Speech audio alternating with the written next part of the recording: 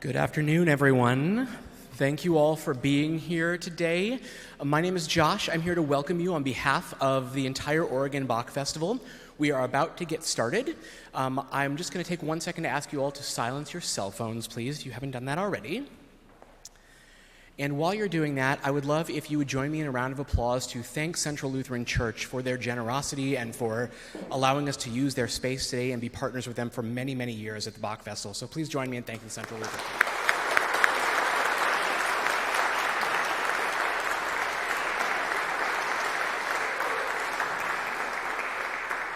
Thank you so much. And I won't make you wait 1 second longer. Without any further ado, here is Dr. Lindsey Rodgers.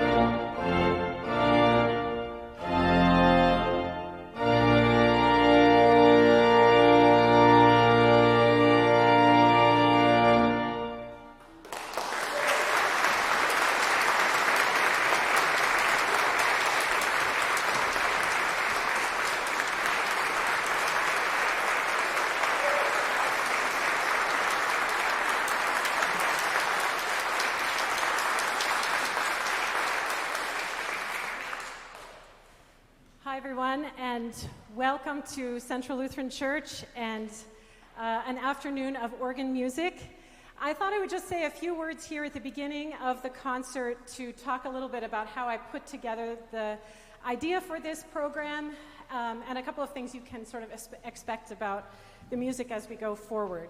So the very first thing I wanted to mention is that yes, we have started with an exit piece, which I thought maybe was a funny way to start the concert. Sortie in French means exit, essentially, and this kind of piece would have been played as a postlude at the end of a concert.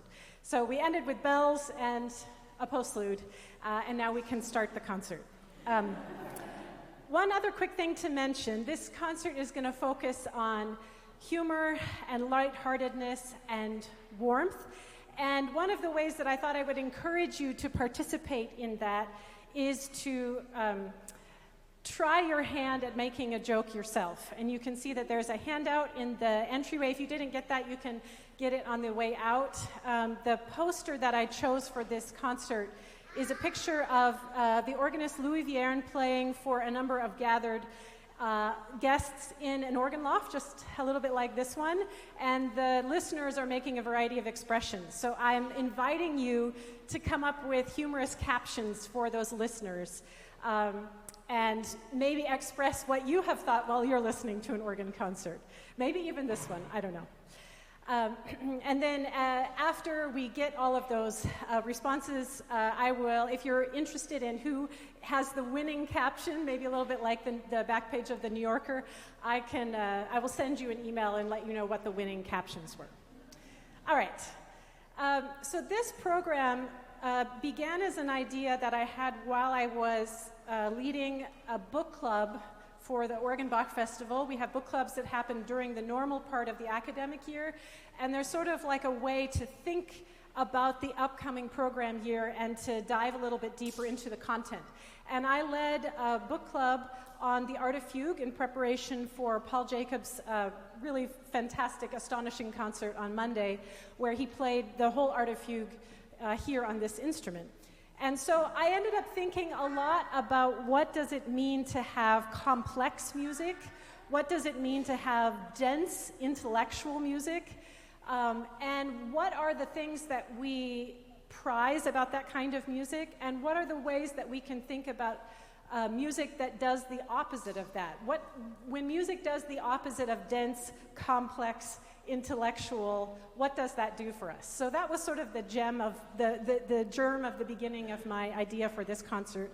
And I wanted to sort of put it in conversation with that Art of Fugue collection of dense counterpoint. So you won't hear as much dense counterpoint in this concert, and in some ways, I mentioned to Paul a little bit earlier this week that he didn't, at the end of his concert, he didn't play an encore, and in some ways you could think of these pieces as a little bit of encore music. It's like a long encore concert. So as I was preparing for this concert, I came across an article written about 100 years ago by the American composer Henry Gilbert, and the article is called, it's sort of a written version of an essay that he gave at Harvard almost exactly 100 years ago, and the title of this lecture is called Humor in Music. And I started reading it partly because I just wanted to know what did people say 100 years ago about what made music funny. And he goes through a lot of different ideas that are interesting. It's worth a read, honestly. And he mentions two kind of contrasting ideas musically that help to promote a sense of humor in music. One is a group of musical techniques that do things like provide incongruous sounds within a composition, sometimes awkward or juxtaposed sounds, sometimes a sense of the ridiculous. When music does something ridiculous, that makes us think of humor. And then he shifts about halfway through this essay to talk about the ways that humor can be not just about silliness and awkwardness, but about things that he calls mirth, merriment, and jovialness, basically. And he says those are other ways to think about good humor. So I would like to think about both of those aspects of humor in the concert today. The piece that I just played was part of a French musical scene that really wanted light-hearted, operatic sort of light music that was supposed to be funny and dancey. And it is not, it's not easy necessarily, and in fact there are a lot of chromatic passages that aren't necessarily easy for your fingers, but the overall sound is something that's sort of like a polka and a little bit lighthearted. Our next piece is very different, but explores that second aspect of Gilbert's idea of humor in music. And this one is one that's more about kind of gentle merriment and warmth. Philip Hayes was a composer you can read about in the program notes who really liked a good time. And in fact, some of the reports about him are that he liked a good time so much that some of his compatriots had to say, it'll be a long time till I hang out with that guy again. He's kind of wild. This next piece is from one of his keyboard concertos, and it is beautiful, gentle. It's the gentle and warm side of humor.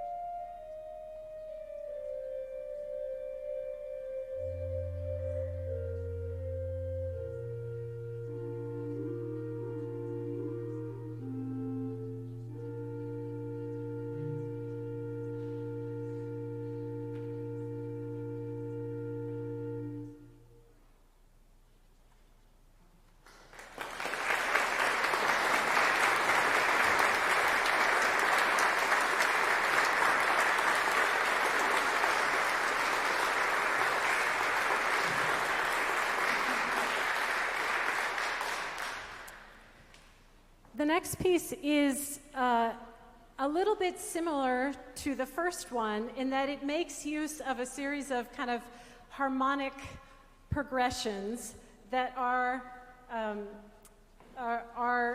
well, the easiest way to put it is that sometimes they seem a little cheesy. And in that way, maybe fall into humor. The composer E.L. Ashford was, her name was Emma Louise Ashford. She was a really prolific and amazing composer. We don't know her music very much now, and it's partly because she wrote a lot of things like this. This is a really useful kind of gem for a church organist, and it happens to focus on a tune that is very sweet. It was so sweet that many people in the 19th century set this tune to the point where they were sort of ridiculed for setting it so many times. It became like the overly trendy thing to do. And I thought in some small way I wanted to recapture some of the joy and the kind of gentle mirth that is in this particular piece. I was telling somebody earlier this morning, this piece reminds me a little bit of my grandma. I think she would have really loved this piece, and she would have probably said, aha, now that is organ music. So that makes me smile, and I hope you enjoy it too.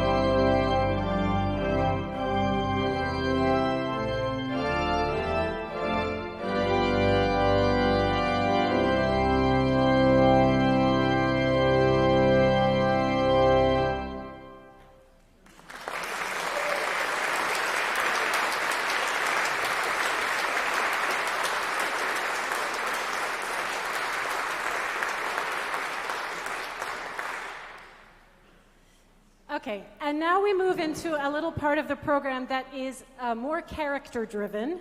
I think that's one of the things that Gilbert makes clear in his essay, that sometimes we think about music as being human because it represents certain things in our world that also seem very funny. So it's sort of representational in its humor. And I think you'll hear that in Haydn, who is, of course, one of music's greatest musical humorists, in my opinion. We'll hear 3 pieces by Haydn, and they were originally written for musical clock, which is like a mechanical mechanism that Haydn collaborated with an instrument builder on. And I think that the humor of those should be pretty apparent. One of them is called a Kaffeeklatsch, which is sort of like the gossip table with coffee. And then there is a piece that is based on a German version of a bagpipe, and that one is called a Dudelsack. I put that one in particularly for my kids and my niece and nephew who are here today, who love this stop on the organ. And I think it's even better that the translation is literally like sack of toots. So, I mean, what could be more funny than that?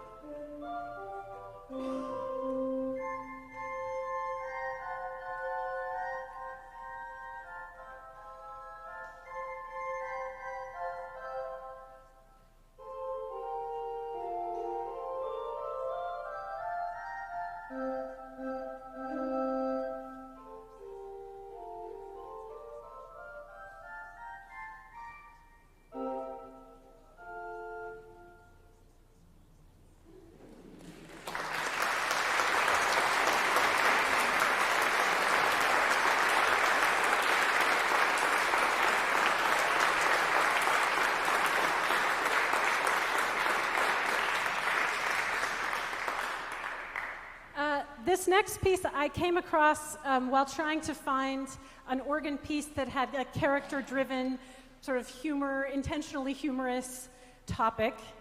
And as a result, I came across one of the more beautiful and heartwarming stories that I've come across as a musicologist and as a performing musician.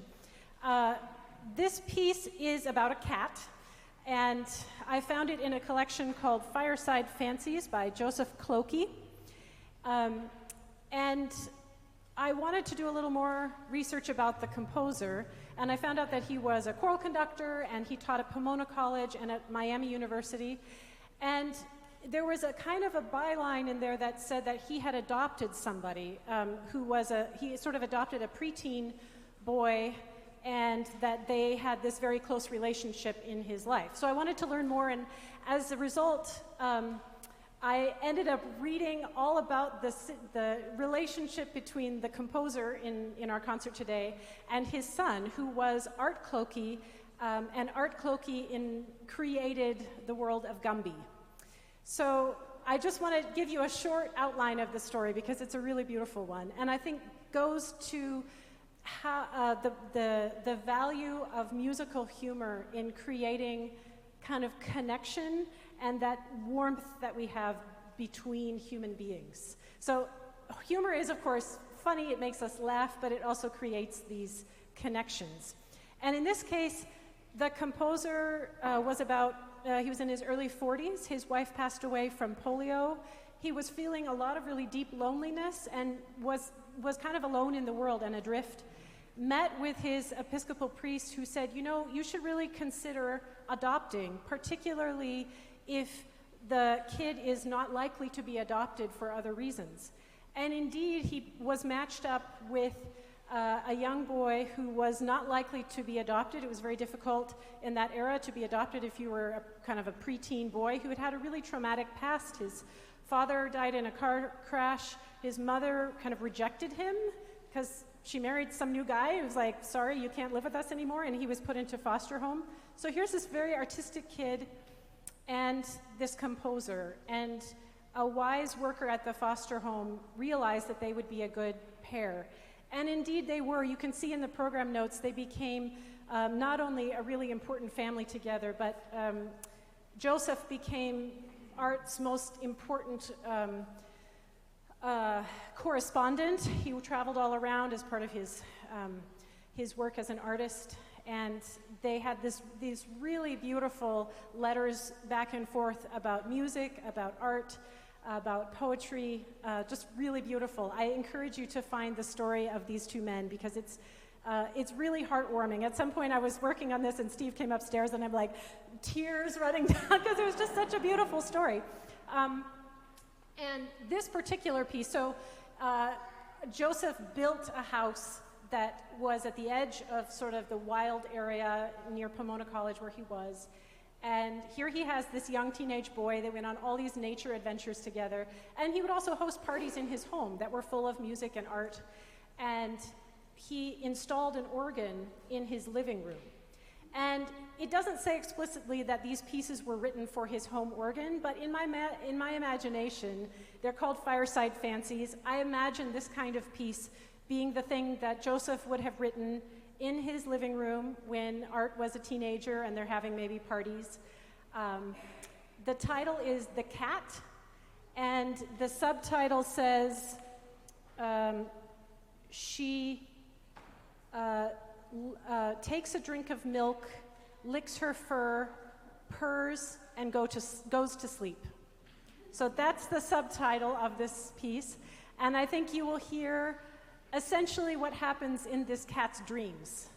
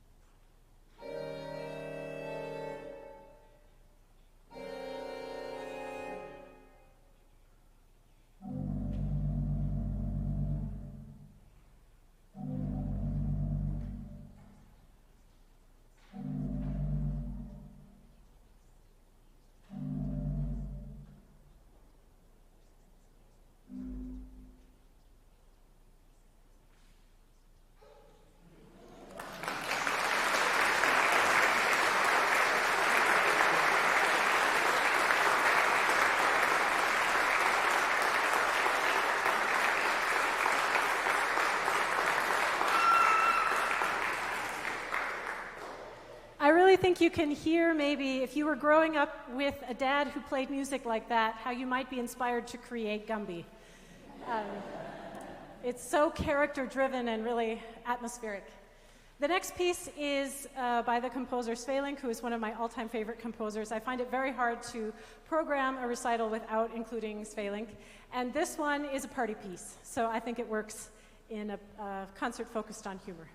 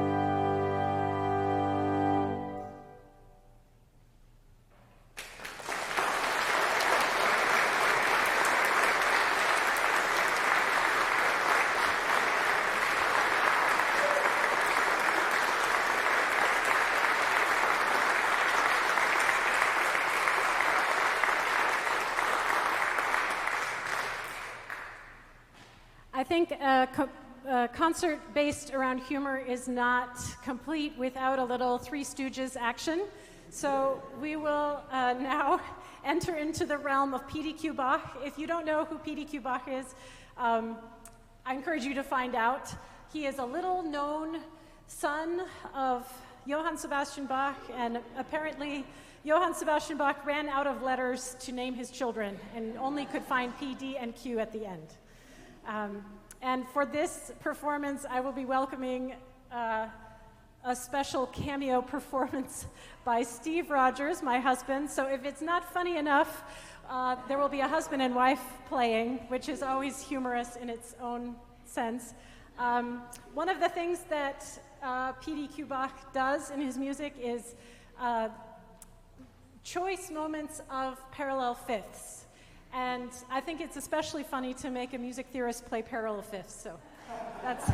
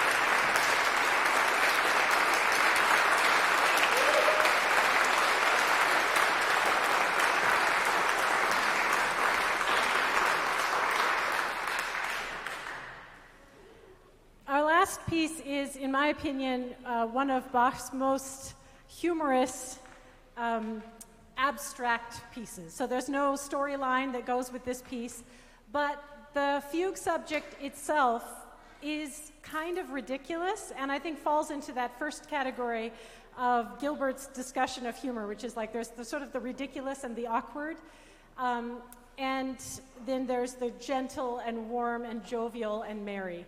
And this one, I think, has elements of both.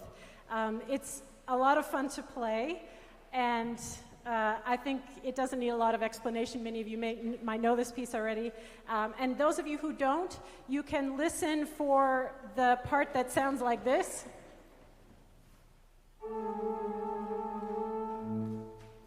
That, in my mind, is a little bit like a kid saying, neener, neener, neener, neener.